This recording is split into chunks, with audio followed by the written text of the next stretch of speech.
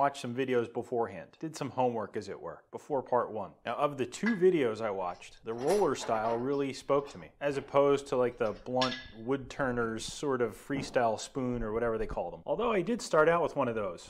I made this for the last video before I switched to the bearing, but found it a little harder to use, though I might have made it a little too short. For the sake of science, and since this is a different material, I may make another one and try it again.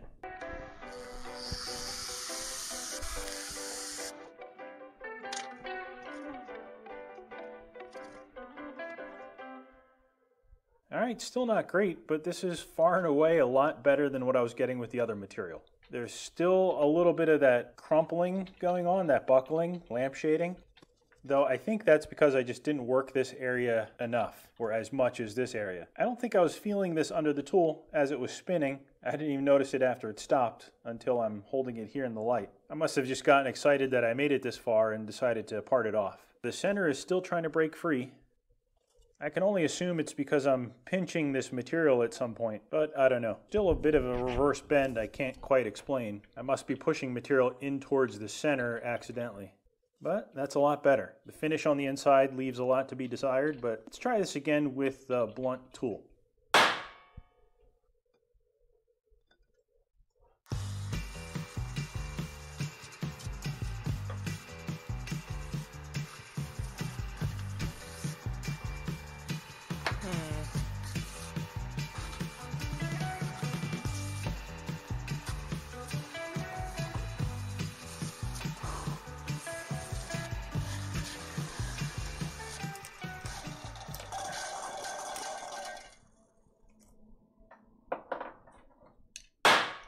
One more time. I'm using paste wax now, and I've taken off my tool post.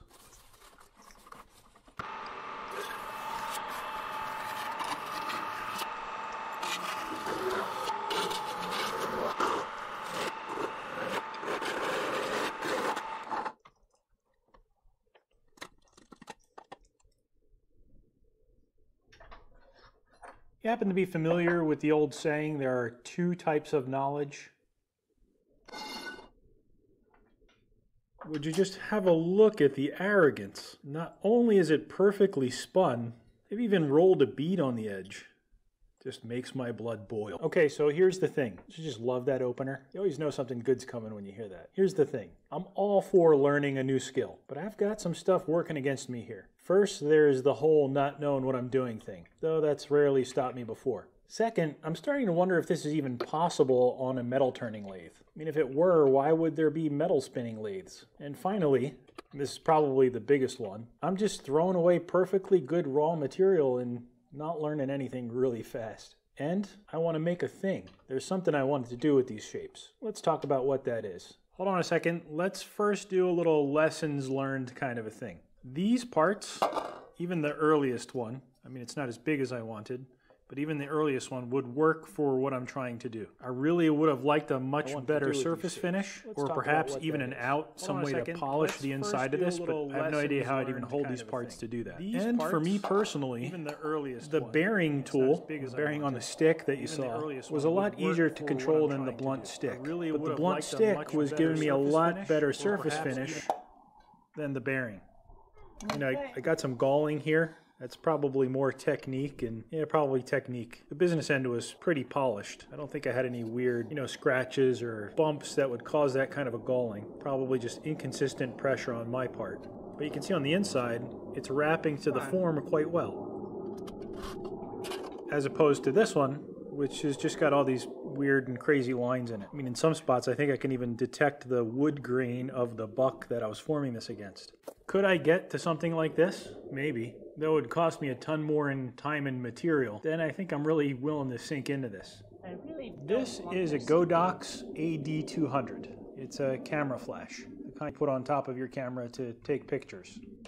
It's just like this one, with the only difference that I love this one more. And this one, the AD200, doesn't need to be on a camera. It's wireless. In fact, I don't think you'd ever really even want to mount it on a camera. Technically, this one is too, or can be, but the Nikon is optical, like optical wireless, and the Godox is radio triggered. What that means is I can hide this one behind a wall and it would still fire when I hit my shutter button, but the Nikon might not. if it's not in the infrared line of sight of the camera or if it's too far away. Like when you're taking pictures at the beach, you want to stay out of sight, right? Not get arrested again. This one's better for that.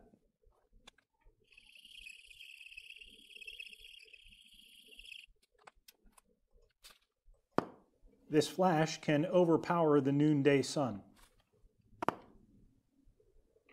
And compared to name brand flashes, feature for feature, I think blows them all out of the water. If you're looking for a radio flash, I highly suggest checking this one out. No affiliation, of course, I just like it. These details aren't important here, but I wanted you to know what we're looking at. This thing comes with two heads.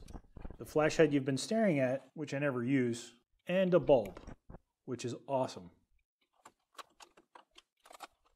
Does the same thing, you hit the shutter button, gives off a big burst of light. Except with this head, you can hold it up in one hand like the Statue of Liberty and make pretend you're an old-timey photographer. You can buy accessories that mount around this light to modify it, to modify what the light is doing. And my favorite is the reflector. The math starting that up yet? The accessories go on with this bayonet mount. So this thing works pretty well, but I've always wanted a larger one. I don't have things like soft boxes or anything like that, and I prefer to stay as mobile as possible. So this was meant to be the bigger brother to this, but since all signs point to me spending $4 grand in raw aluminum before I get even close, I'm drawing a line in the sand and modifying one of these. Now, this is probably not really parabolic. Though of the ones I've seen, it looks pretty darn close, doesn't it? And in the end, it's probably not all that important anyway. In order to mount this, I've got to put a hole in the back and attach this bayonet mount. I made this off camera. I do have footage of that. I'll weld these together, we'll make a diffuser, and test this thing out. Before we get to that though, I have a very brief but unrelated announcement.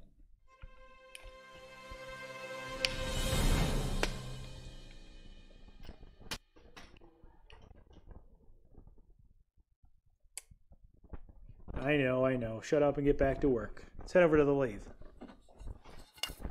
I'd like to put an 1.5" diameter hole in the back of this bowl, somewhere around 40 millimeters. I'm in the 3-jaw chuck with the external jaws, and setups like this are always precarious. A flimsy part like this is going to look for any excuse to just jump out and bite you. This, coincidentally, is where 6-jaw chucks would really shine. I'm going to try a hole saw, this high-speed steel hole saw. And I'm going to pre-drill a little bit undersize of the pre-drill that's in the hole saw. I want to minimize any tendency at all for a drill to pull this out of my chuck. I also, of course, will be keeping my fingers crossed. Now, a hole saw is going to have a lot of contact pressure, a lot of cutting pressure. There's a lot of teeth there at the same time, as opposed to using something like the point of a boring bar or some kind of a face grooving tool that probably has less cutting pressure and is only on one point. But I'm hoping maybe this is more balanced. More cutting pressure, but maybe more balanced loads on the part. The smart thing to do would probably put this on the mill with toe clamps all around the rolled flange and hole saw it from the top. And I just know if I would have just gone ahead and drilled this, it would have worked fine, but because I'm making a big stink of it, my odds of things going south have just gone north.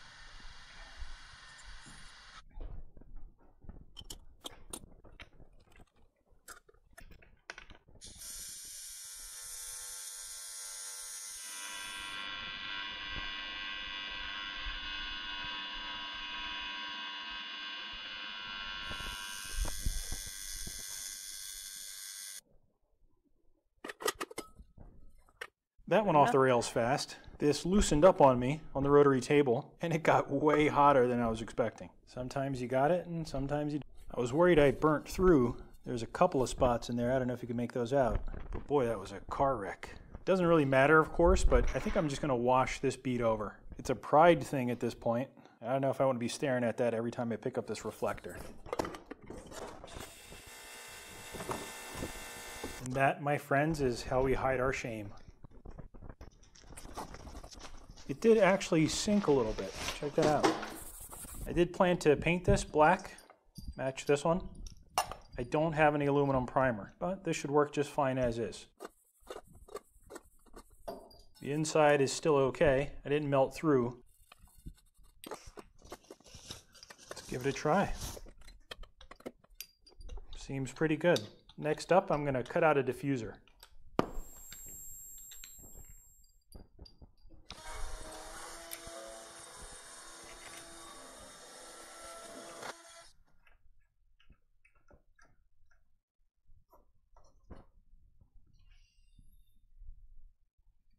I don't really have a clever way to attach this just yet. I may not always want this on there, so it'd be nice to be able to easily remove it. I'm thinking those little spring clips, the little binder clips, a couple of them should probably do it. Anyway, let's try it out.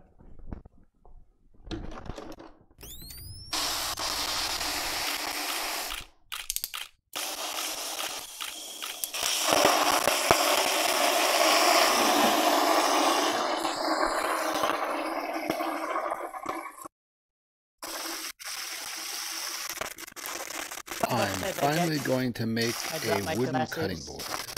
This is probably one of the most requested projects that I've gotten, or the project that people wonder why I haven't done yet. So I've had this idea to make a pizza cutting board that looks like a pizza. I think it'd be fun to make the pattern of a pepperoni pizza into a cutting board.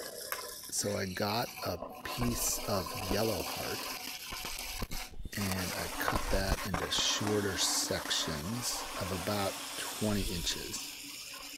So I have the yellow heart for the cheese, some cherry for the crust, and a piece of Bouduc for the pepperoni. Now I can cut up the cherry.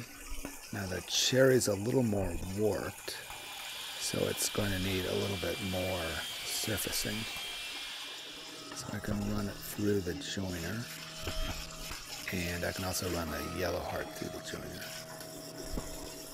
and I can run both of them through the planer, and this will give me a piece that's the same thickness all the way across and will be good for making segments for the cutting board.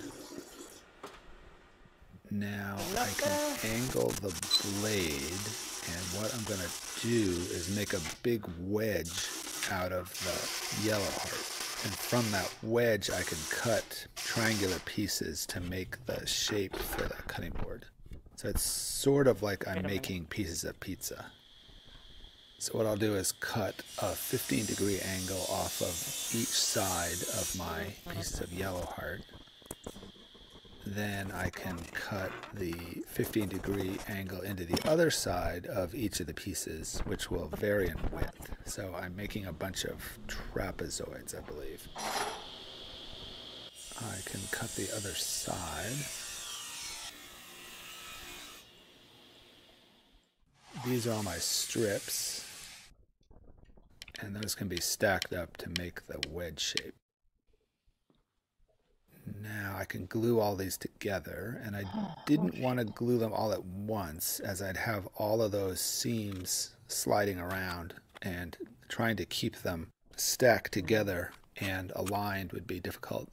So I glued one seam at a time and would let that set up for a few minutes, then take the clamps off and glue another seam and sort of build the wedge up out of that process. And it didn't take too long. So with my wedge made, I wanted to flatten the two big surfaces a little bit. I knew I was probably going to have to do some shaping of the angle and the sides once they were cut. So I didn't want to take off too much at this point.